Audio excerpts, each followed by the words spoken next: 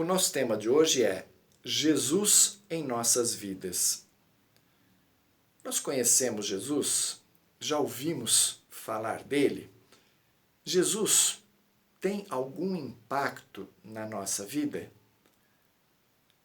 Mesmo para aqueles que o conhecem e que se consideram cristãos, há muitas maneiras de enxergar a Jesus.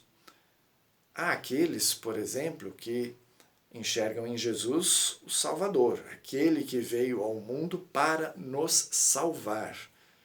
Dessa maneira, colocam a fé em Jesus como sendo apenas isso, aquilo que vai levá-las à salvação. Mais ou menos assim, eu acredito em Jesus, Jesus veio para nos salvar e eu estou salvo. E não é bem isso que ocorre, porque a nossa salvação somos nós mesmos quem a construímos. Há outros que consideram Jesus um resolvedor de problemas, qualquer coisinha estão ali orando, pedindo para Jesus para resolver. Não, eu entrego na mão de Jesus, Jesus vai resolver isso. Não é errado, nós podemos recorrer à prece a Jesus, estamos recorrendo a uma fonte muito boa, mas há situações em que queremos dar o problema para Jesus, mas o problema é nosso, né? Como se entregássemos o problema para Jesus e Jesus devolvesse o problema e dissesse assim, olha, eu vou te ajudar, mas está aí, ó, o problema é seu, lute para resolvê-lo. Para a doutrina espírita, Jesus é o guia e modelo da humanidade, o espírito mais evoluído que já encarnou na nossa humanidade.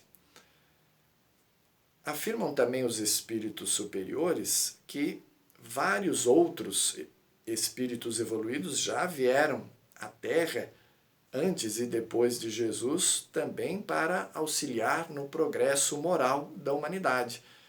Assim sendo, nós devemos ter o maior respeito por toda e qualquer religião ou filosofia que promova o avanço moral da humanidade, independente de terem a sua origem no cristianismo ou não.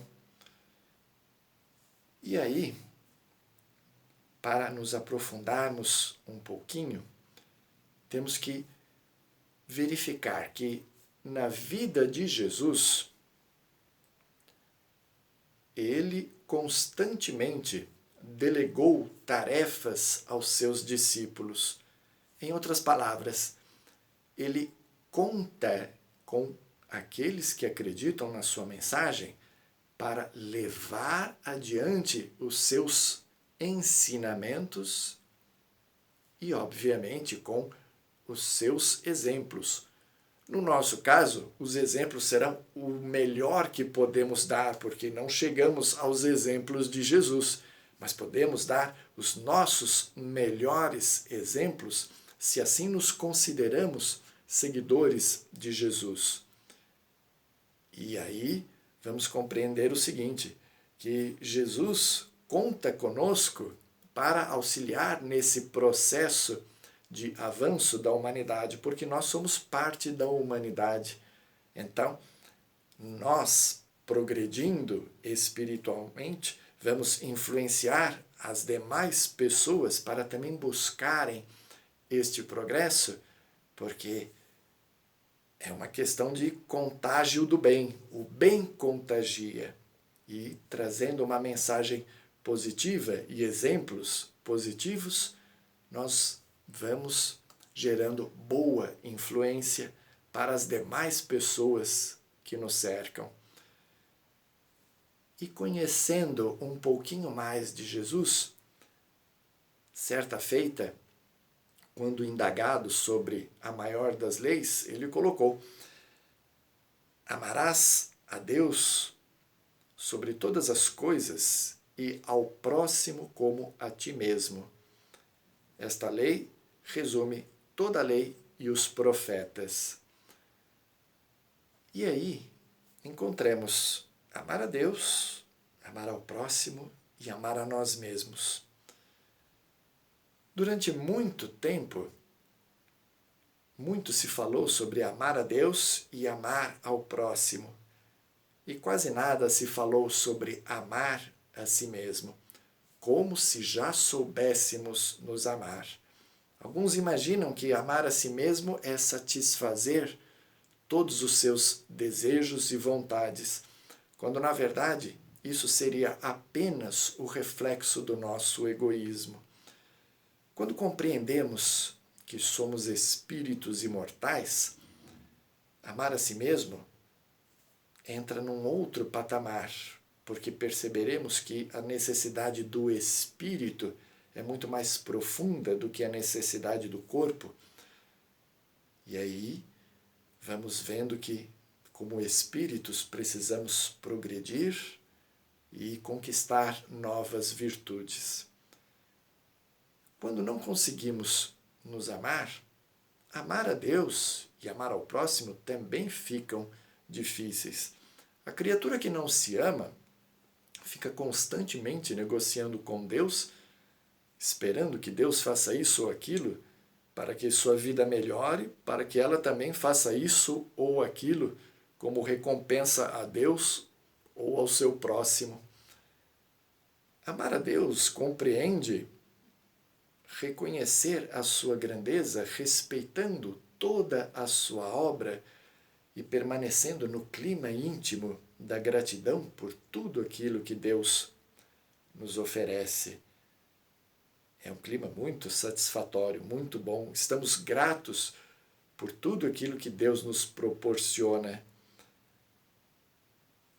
Mas alguns permanecem no clima da revolta, porque não conseguem compreender a lei de Deus, não conseguem compreender a existência de Deus diante de tanta aparente injustiça e crueldade. É preciso, então, conhecer um pouquinho mais sobre as leis de Deus, sobre a lei de causa e efeito, a lei da reencarnação, para aí sim compreendermos como se manifestam ao longo do tempo a bondade e a justiça divinas. Da mesma maneira, a criatura que não se ama, quando tem que amar o próximo, quando pretende e julga amar ao seu próximo, carrega consigo algumas viciações do tipo, olha, eu faço isso para você, mas no íntimo está esperando ali um reconhecimento, uma retribuição.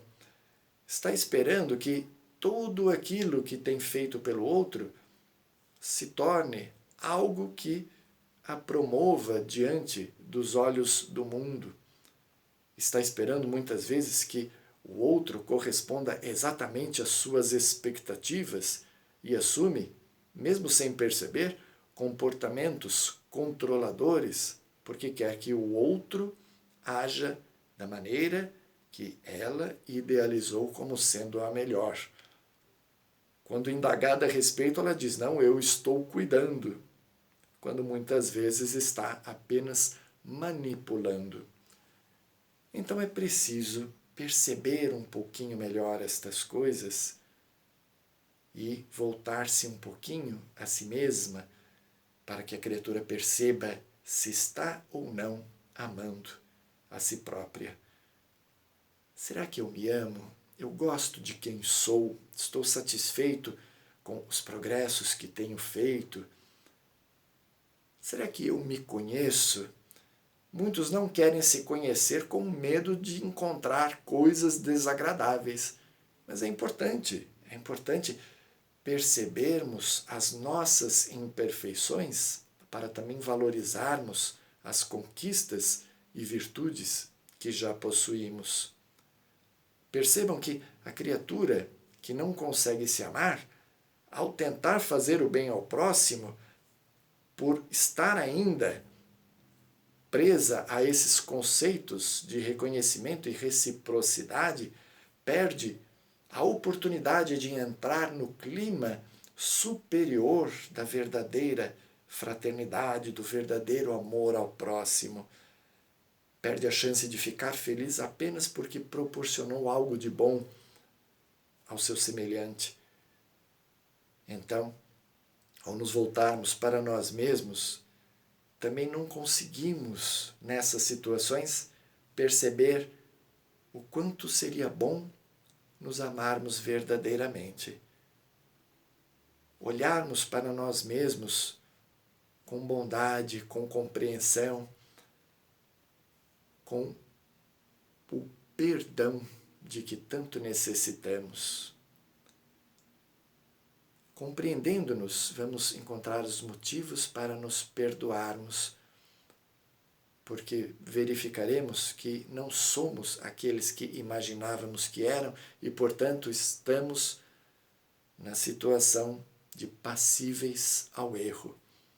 Assim sendo, vamos nos dar novas oportunidades, nos acolhendo e nos amando, nos impulsionando para situações melhores.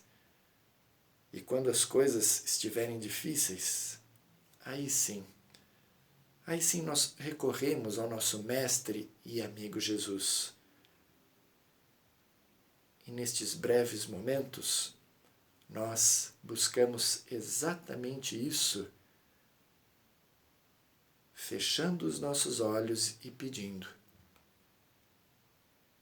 amigo Jesus, abençoa e protege a nós seres humanos, neste momento de dor, de incerteza, de medo e insegurança, onde passamos por um período em que as coisas estão por demais difíceis em várias partes do mundo. Que possamos sentir o teu amor e que o teu amor gere em nós a coragem que tanto necessitamos para seguirmos adiante. E é assim, Jesus, que nós dizemos: obrigado pela tua presença em nossas vidas. Que assim seja.